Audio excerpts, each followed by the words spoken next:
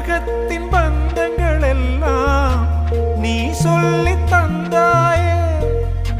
பிறப்புக்கும் இறப்புக்கும் இடையில் வழி நடத்தி சென்றாயே.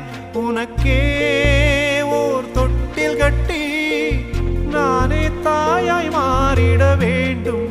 ஆராரிராரோ நான் இங்கே பாட,